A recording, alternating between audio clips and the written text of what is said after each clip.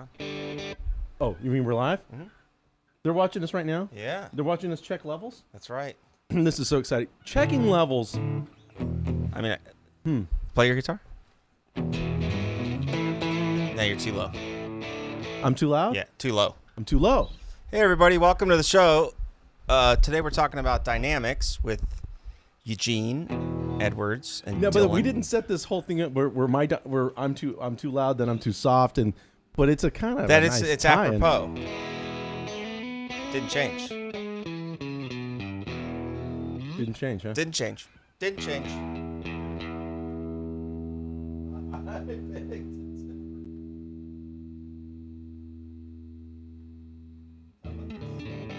There we go.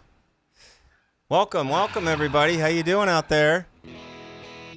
Tell you what, I had a sorry we didn't come in playing. We came in checking levels, which is a thing. You know, that's a thing. I had this gig on I think it was Saturday. Yeah, I had 2 gigs on Saturday. And the early one, it was out in Moore Park. You know where Moore Park is? It's kind of out. Yeah, right. It's off the 118. Yeah. Yeah, some of you people out there know where Moore Park, California is. It was a street fair, kind of a very cute thing. And it was basically a bunch of country covers, gigs sort of thing. Now, here's the cool thing, though. I get a text from the bass player, is the guy who hooks me up with this gig, all right? And he deals in, he's a broker for vintage instruments and amps. Oh, that's cool. It is cool. Yeah. Because I get a text, I think, that morning saying, hey, just to make it easier for load in, load out, I can bring an amp for you. So, oh, can you? Yeah, you want like a Tweed Deluxe. There's a 65 Deluxe. There's a 1960 Bassman. It's just, he's just listing vintage gear, vintage amp combos, basically. And someone's like, well, I guess I'd be a jerk if I didn't take the 1960 Bassman. He goes, great. So, Tweed Fender Bassman amp just sitting on stage waiting for me. Fantastic, right? And he was excited. He says, well, because I never get to turn that up at the house, so I'd like to hear what it is anyway. So now I'm doing a mitzvah. Now I'm a good guy. Yeah, I'm doing him a favor, Dylan. That's not all heroes wear capes. You understand? Okay, so I bring a telly, and I'm going straight in that thing. And one of the things I noticed throughout the, 90 minutes, 2 hours that we're playing, just going from song to song, a lot of stuff you'd love. We did Liza Jane. Vince Gill's Liza Jane. We did All My Exes Live in Texas, kind of a nice old, that's an old country swing, kind of a country big band swing kind of move. All My Exes Live in Texas have this great thing where it's B minor, then B dominant, then B diminished, then to A. I don't think he can hear you. Huh? Can you hear you? Can I hear me? Yeah, I can hear Enough. You. I don't think they can. Well, someone said I was too loud. Then Play. I wasn't See that? loud enough. You're Am I listening or am I looking at lights? All right. You can leave it there. Fair enough. Well, can they tell us whether they can hear me or not? Can you guys hear Eugene? Hey, can Here, keep everybody playing. hear my guitar?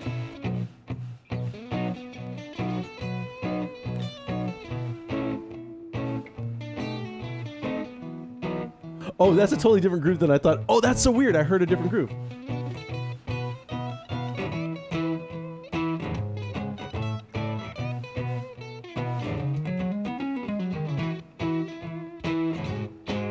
Eugene's guitar is too low.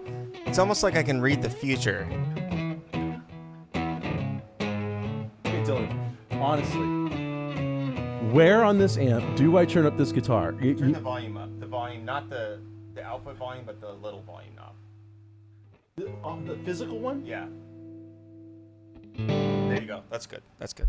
I can tell. 4 volume knobs on this amp. No, Just no. turn up the volume knob. That just happened. But that brings us to our discussion. I'll tell you what, you don't get this with Kelly and Regis. No, are you kidding? My collar's messed up. That you would get from Regis. Any hoozles. So I get to the thing. I'm playing through the basement. I have a pedal board, the one that Daniel put together on this very show. But other than like every now and then I step on the reverb, that's about it. And I just play the dynamics of the amp. I had it at a volume where I'm kind of pushing a bit, but wasn't. We were outdoors, so you kind of go up a little bit. I didn't want to be totally saturated, just a little push there, and it was just wonderful. And so when you got the amp, when you get an old tube amp in that sort of sweet spot, And all those amps pretty much have their sweet spot. Various wattage, various tubes, but you find that little sweet spot. And I could, without really having to touch the volume knob of the guitar a whole lot, I could actually just go from a whisper to a scream, it felt like, because the amp was so responsive. You know what I'm talking about, right? You have that, I think you have a hand-wired, is it a Deluxe? Yeah. Somewhere around here? I would imagine that amp has that sort of response. So this gets me thinking about dynamics as a player. And can you now I'm gonna take over a little bit, and I'm gonna groove. I'm gonna create a little bed. I'm gonna kind of set the room, and let you talk a little bit about dynamics from a clinic. First, start from the clinical point of view of dynamics in music. What do we mean when we say dynamics? Okay, what do we mean when we say dynamics? All right, so Now I'm too loud. So dynamics are, I mean, just like in conversation, like anything else, dynamics are the variability between the level or the amount of something. So if I dynamically adjust a spigot of water, it's going to shoot out more or less water based upon dynamics. So when it comes to what's called amplitude, which is why they're called amplifiers, you have volume, which means loudness, and dynamic variability is from soft to loud. And so when we're thinking about something becoming more intense as an experience, it's generally accompanies something becoming louder. So think of like a soundtrack that you're hearing, or during a movie. It becomes louder as it becomes more intense. The strings get loud, something insane happens, or I don't know, whoever comes in and kills whoever else in the Halloween movie. Halloween's coming up. There it is. That's what I wanted. No Telecasters again. Yep. And then that's it. So dynamics are the variable volume between any point in a song or any performance. That's dynamic variability or loudness dynamics. That's it. Very well done. Okay, so we already have comments. This is more a question for you because I don't use in-ears on stage. So Kevin is asking, what in-ears would you guys recommend for stage use? Now, for those who aren't in the know, and this is really the common thing now, more and more, almost all musicians who perform in concert use in-ears like we're wearing. You see these little wires and stuff. But on the Dwight gig, Dwight and I don't use anything in our ears. We just use old monitors, old school stuff, just big speakers, wedges. And there's just vocals in them anyway. There's not a lot of instruments, so it's not that loud. But most people they don't have an actual speaker on stage to send their signal so they can hear themselves or their vocals or anything like that. They got these in here. You've been watching the Grammys for the past 10, 15 years or any performance. You're seeing them. Usually they make them flesh colored so they're kind of slightly invisible, but that's all. And you could have anything. You could have the ball game going on in there. Sometimes the drummer has a click track going in there and various things, right? So they're really, really commonplace. Now, oddly enough, even though I do hundreds of days a year, I really can't speak much about in-ears on stage because I just don't use them. But do you use them for like the Michael Jackson gig or any of those? Yeah. So the question is, what in-ears would you guys recommend? Yeah. Yeah. I mean, honestly, just professional in-ears, like from Shure or something like that. Okay, so go with the company. A bet on the big horses, basically. Yeah. Okay, you got that. And then really, I mean, they all pretty much fit the same. As long as you're buying from a quality, a reputable company. Shure is that's a safe bet. That makes sense. You know, I it's kind of something that would be pretty hard to help you with from a distance, Kevin. But I would say, if you're going to spend more than $100 on it, probably go to an audiologist and have them poured. But one internet search. Tell them what that means. It'd be easier to search just like audiologist ear pour, and you'll find out that they pour like clay in your ear and then create like a negative image of your ears, and then they add that to a set of in-ears that has drivers in it. I have Yeah. I have a negative image of myself. I don't need one of my ears. Now let's talk about that. That sounds interesting to me. Man, I got a lot to say about that. But Yeah. anyway, so dynamic. So now, if you're a beginner out there, and by the way, at 5:30, in about 20 minutes, we're going to switch over to our workshop inside the Learn on Till app. So I know we have some people already signed up for that. Marilee's already in the classroom probably, but there's always room. We had our first session last week. It went very, very well. It was great because we pretty much had beginners, intermediates, and maybe burgeoning advanced. We'll find out more from our students, Yeah. but it was great. And, for an hour, we can discuss any of these principles on the 3 levels, essentially, which we've been doing for years. Dynamic control. Now, if you're a beginner, and let's say you simply know a few what we call cowboy chords, right? Let's say you know what key are you in? Let's say we've just modulated to the key of G, which is great.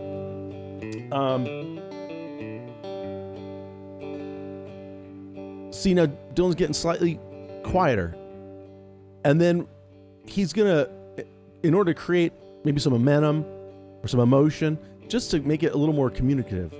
Communicative? I like it. He's going to increase his volume a little bit.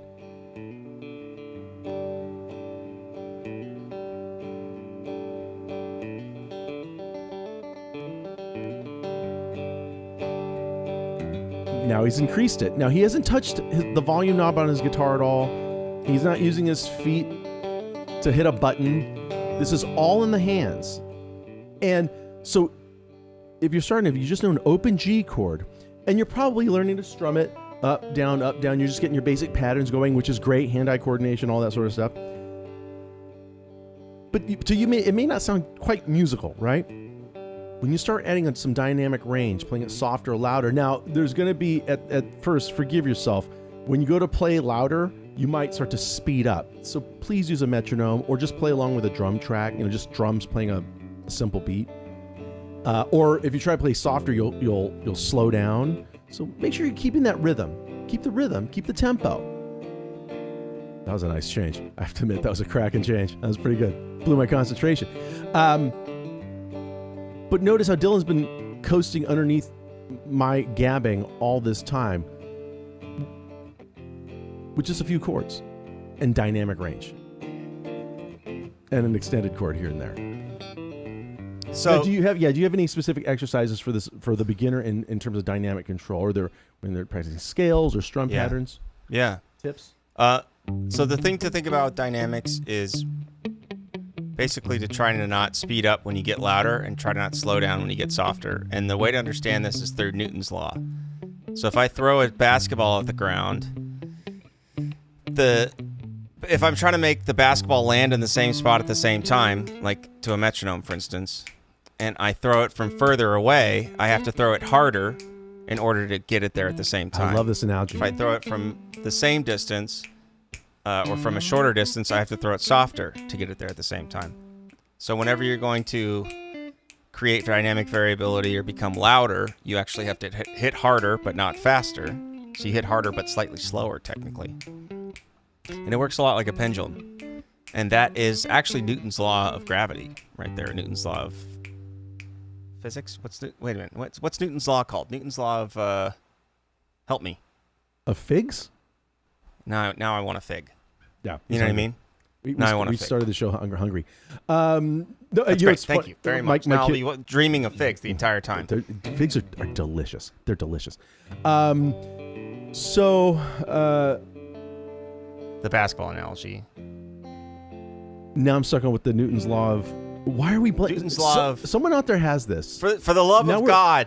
We're blanking on the same thing. Newton's law of dropping things. It's the law of apples. Someone said in the chat. That sounds right. It's the law of apples. Marilee, I think that's correct. Yeah. Actually, I think you're right. Wouldn't it be funny if it was a fig instead of an apple that fell on his head? Was it a fig? Well, no. It would be funny. A fig is sort of he's Newton. Kind of a Newton's law of something.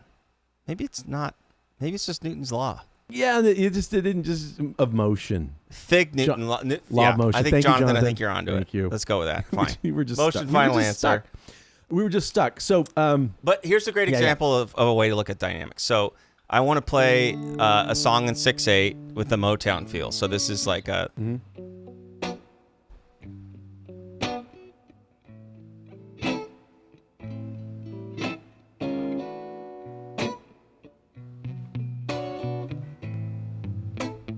Hey there, Greg.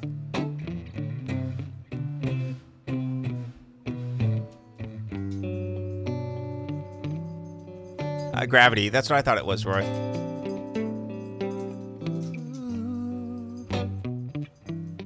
Baby, baby. You have the song? Of course you do. No, I mean, yeah, I'm familiar with it. What the hell's the name of the song? Ooh, Baby, Baby. Ooh, Baby, Baby. By Smokey Robinson. So, there's a part of the guitar that lands on the snare hit right here. It's like a cross stick. 1, 2, 3, 4. It's in 6/8. Right. But still, 1, 2, 3, 4, 5, 6. oh, I see what you're saying. 4, 6, 1. So it's hard 4, 5, 6. when you're new to not 3, 4, rush 5, this 6. note That one. The big one. because you have to hit it harder to get it to be louder, right? And so when you're new, it's really hard not to rush that note, and it's a great way for you to work on being louder without. It's a fun way to do it because Smokey Robinson's songs are pretty damn good. Because you can play along with Smokey tunes. God, what That's are you a pretty complaining good. about? If you're not happy about that, then we got problems. Yeah. Well, and that's especially with soul music too, because that's a real. That's I would say it's one of the big characteristics of at least of playing soul guitar, R&B guitar, is that yes, you would usually your rhythm hand you'd play heavy, if you will, or loud on the. It is just like that, John. The backbeats of where the snare's landing. John, you're right on point. That's exactly what it is. Drummers will move closer to the drum when they are. You know how drummers work on dynamics and on the same kind of Newton's law of motion? I guess we're going with motion. Is motion the final answer? I feel like, does motion sound right? Newton's law of motion? Can we ask Siri or something here? I mean, I feel it's got to be law of motion. You want me to ask Siri? What is Newton's law? Okay, let's see what this happens. This has never been done on live TV. Newton's law of an object's motion. So it's just called Newton's law, you guys. I think Newton's laws of motion. It's definitely motion. I think Jonathan has this. Jonathan, thank you very much. We never should have doubted you. That's where the mistake Jonathan, was made. we were just testing you. All of this. Yeah, this was all our about years working together. Everything. It's really all just leading up to one. We just want to know if we you wanted knew to find that. one person. And we're shy. We don't know how to ask things directly. Yeah. I'm sorry. You were saying. So what the hell was I saying? I don't know. Oh, I was playing wait a Smokey minute. No, Robinson. I had the 6/8 thing at the yeah. Smokey Well, about Robinson. drummers, how they. Oh their yeah. sticks Okay. come Yeah. up. Okay. So if you see drummers, they'll drop their stick like a. Oh yeah. It's like a single roll, a single hand roll is what it's called, and that's how you work on this variability. Is you want to understand that the further away your stick gets from it, the more force that's applied. Ergo, Newton's law of motion. Ergo, vis-a-vis concordantly. verily we say unto thee, e.g. to wit. Yeah, indubitably. By the way, I'm sorry. I heard Keith Richards was interviewed this morning on Howard Stern or earlier today, and they were talking about drummers, right? Yeah. And they're talking about Charlie Watts, obviously. Sure. And then Howard mentions, well, what about and there's, but he didn't. Howard seem who? like- Howard Stern. Oh, okay, sorry. Was saying Not Hughes. Not Hughes. Was Howard Stern was saying, well, but he seems very economical or something like that. Oh, He's yeah. Compared to like it's about John Bonham, you could hit because Howard Stern says, I think John Bonham's the greatest rock drummer. He hit those drums so hard, and then Keith Richards says, yeah, but we're not playing baseball. Wow. Sort of a Keith Richards mic drop. Which a little bit. It's not going to come with a lot of force. Now, by the way, guys, I said it with at this point in his very life. clear diction. The next way to work on this is to work on your syncopation because, so if we're going back to the R&B music or the Soul Town music, so if let's take this like a.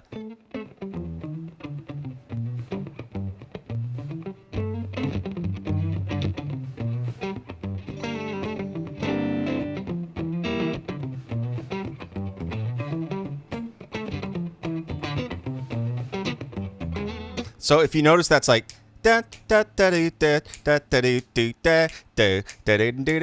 completely in sync. The entire thing. You're rarely playing. Nothing's on, on one ever, which is kind of how like R&B music and gospel music is based. 2 and 4 is 1 and 3 in gospel music and R&B music. Which is why I know what you just said sounds confusing, but it's literally felt backwards to people who are used to hearing 1 3. And not, by the way, this whole conversation like 2 and 4 is better than 1 3. It's not better than 1 3. No, look, no, it's not. It's better. just the opposite of 1 and 3. That's all. I mean, not better, just different. In fact, because depending on the purpose of music, you talk a lot about. You want to waltz in 2 4? For instance, you're gonna throw up. Yeah. Sorry. Yeah. And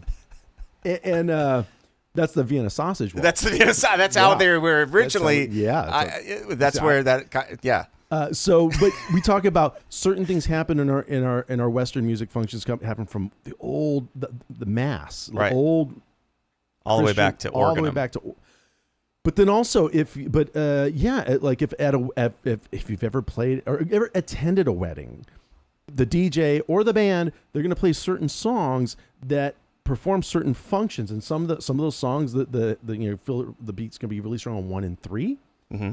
Other tunes, it's going to be strong on 2 and 4, or it's going to be a 6/8, and the heavy beat's really just going to be on 4. Right. That's a significant. So it's not better or worse. It just depends on every song is going to usually have its function, its use, if you will. Well, and so funky doesn't mean 2 and 4 even necessarily, because like everybody thinks like, it's got to be 2 and 4 to be funky. But if we look at, let's say this song.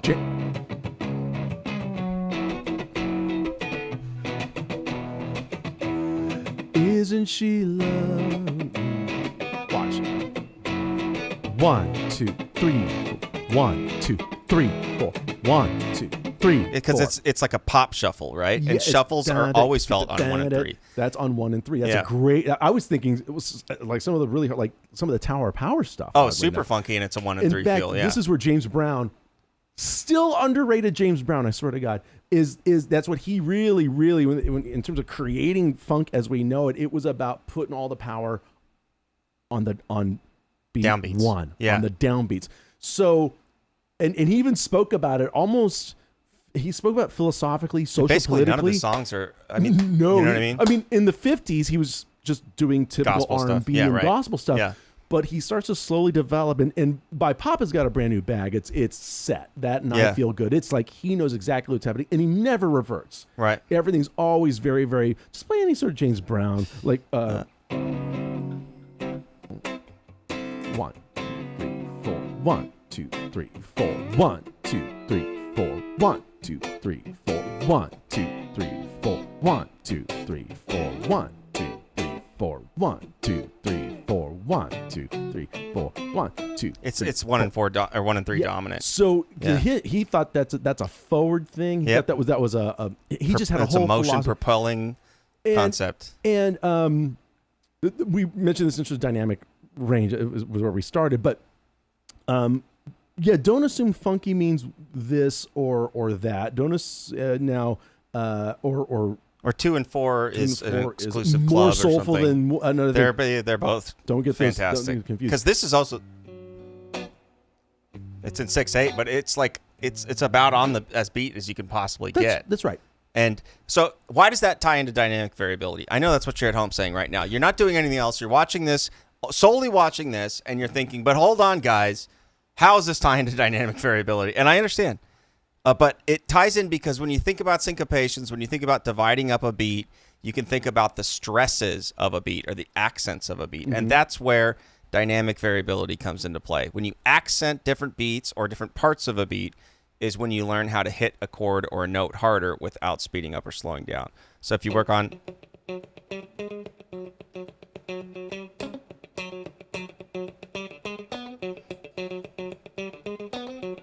or whatever it is. So you're learning how to stress things, and stress ultimately is where you're not stressed necessarily it actually is. You're stressing the strings a little bit, aren't you? Yeah. Don't stress emotionally. Don't stress emotionally over this. Not over this. Not over this. Maybe over other things, but not this. It's not worth it. In fact, when we play Fast as You, I think of that lick. Is that the right key? Yes, sir. Actually, of all things, I think of James Brown and Little Richard. Because, like, with Little Richard, the song Lucille, which is in G, but it's like dun dun dun dun dun dun dun dun dun dun dun dun dun dun dun dun dun. See, it reestablishes on beat one of every measure that lick, and that to me is like very, very James Brownish in that you have to establish the downbeat, beat one of every measure. And when we play Fast as You, I watch Mitch, and I look at his snare hand for 2 and 4, but I'm also looking at his. I'm always trying to establish, and I play the. I play that. That's your line? I play. Is it just one guitar on that?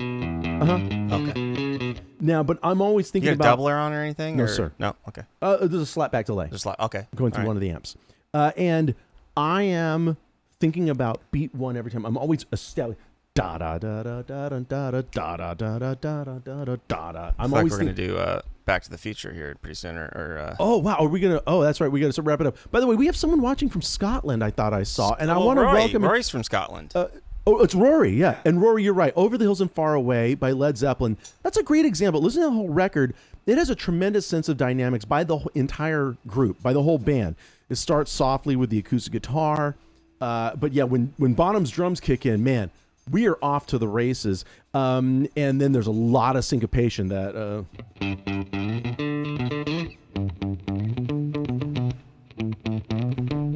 I started in the wrong key.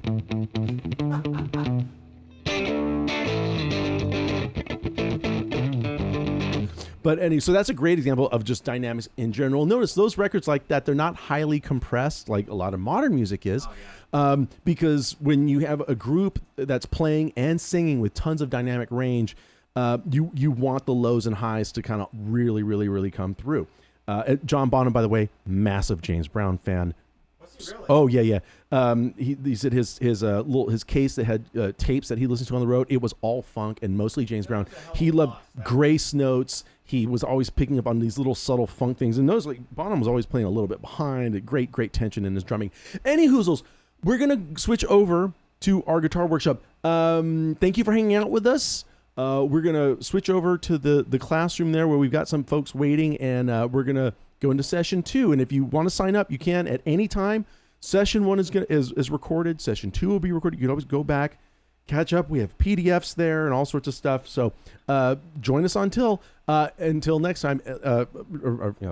Otherwise, we'll see you here 5 o'clock next Wednesday to talk about